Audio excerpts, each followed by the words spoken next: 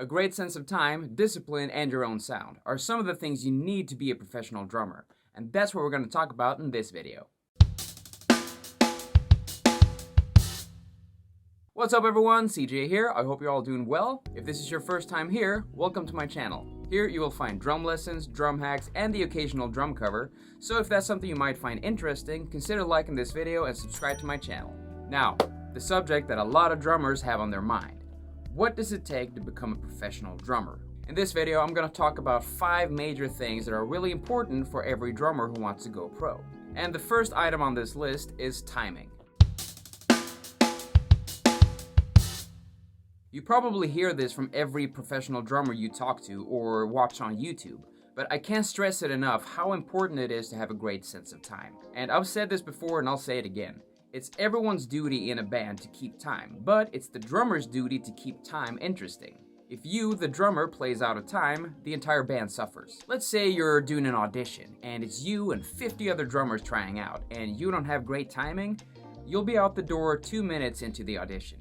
Having a great sense of time is not only important, but it will also make you a producer's best friend. For example, I was at Atlantis Studios in Stockholm, Sweden earlier this year, and I was recording drums for Luis Lemon, and it took me between 1 to 2 takes for every song to nail it down, and the audio engineer praised me for it. He was ecstatic. When your playing is consistent and in time, you're making the producer's job way easier and you all get the job done faster. So keep practicing with that metronome.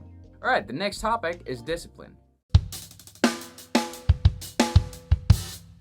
This can be a tough pill for some drummers to swallow, especially if you're young and inexperienced. But the fact is, no one cares how technical you are or how many fills you can cram into one measure and play it super duper ultra fast. No one cares. This is what you're going to be paid for a majority of the time.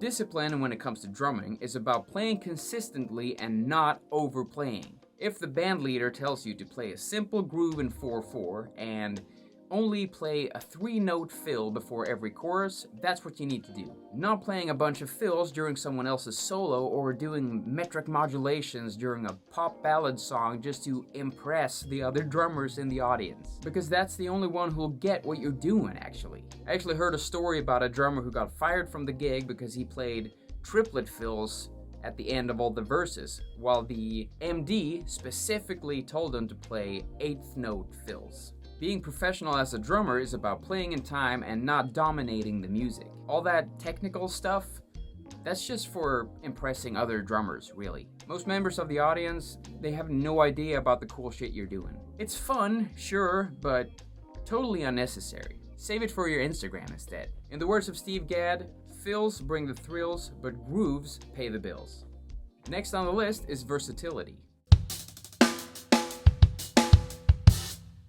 I mean, this is a done deal, right? If you want to get more gigs as a drummer, you need to expand your musicality. If, for example, you usually play a lot of metal music, try listening and practicing to some jazz and funk. If you consider yourself to be a pop drummer, try listening to some hard rock and start practicing some samba beats or, Latin grooves. Some people can get really closed into the specific genre they usually listen to, and that's totally fine. I know several musicians that can't stand listening to metal, or they don't get the idea with fusion.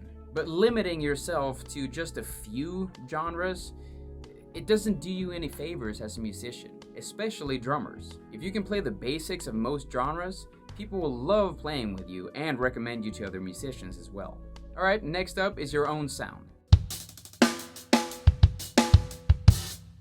Developing your own sound takes time, and it's not easy either. If you listen to a lot of drummers enough, you will start to recognize their sound. One of the easiest examples I can think of is, of course, the late great Charlie Watts, the drummer of the Rolling Stones. Charlie almost never played the hi-hat together with the snare drum, and he brought this kind of jazz playing style to the rock music. And of course you can recognize his sound because, it's the Rolling Stones. But if you, for example, listen to a lot of records where Vinnie Colaiuta, the drummer, you'll definitely hear his sound. And it's hard too, because if you're a session drummer, you need to bring the right sound to the music you've been hired to play to. But it can also be simple stuff like a go-to fill that you usually play, or like a hi-hat flare lick thing that you usually do when you're playing, or if you have a special cymbal setup that not a lot of people have. The way you tune your drums is a big factor too. It takes a bit of experimenting, but in the long run, people will start recognizing your sound, no matter who you're playing with. Okay, the last item on this list is putting yourself out there. This might seem super obvious, but if you're not the most confident drummer out there, this can be one heck of a bump to get over. If you want to be recognized and play with more people, you gotta be active on social media. I mean, no one's gonna contact you if no one knows who you are. And trust me, I've seen the social dilemma. I know all about the horrible stuff that fill the internet. But as long as you have fun with it and you stick with it, you can have a really good time and people will start to recognize you. And it's no cakewalk, I know. No matter how good of a drummer you are or how many likes you get on a post, it takes just one really nasty negative comment to ruin your moment. Try not to take it too personal though. Usually it's just a lonely troll that has nothing better to do than to just spread negative energy on the internet because they don't have to deal with conflict face to face. But we're all still human though, so I mean, it's only natural that you get your feelings hurt by this. But you gotta know the difference between constructive criticism and bullying. If someone's just being mean without giving you pointers on how to improve, don't mind that comment. Don't be offended by that. But anyways, start making YouTube videos, keep posting your drumming on Instagram, and show the world what you're made of. Stay versatile and don't let anything stop you. Alright my friends, I hope you enjoyed this video. If you have a certain topic of drumming you'd like me to cover in a future video, please let me know in the comments. If you like this video, give it a thumbs up, and if you're not a subscriber yet, hit that subscribe button and the notification bell to stay updated whenever I release a new video. Oh, also, if you want to check out some pretty cool odd time drum groups that every drummer should know about, check the link right here. Thank you so much for watching everyone, and good luck with your drumming. I'll see you soon.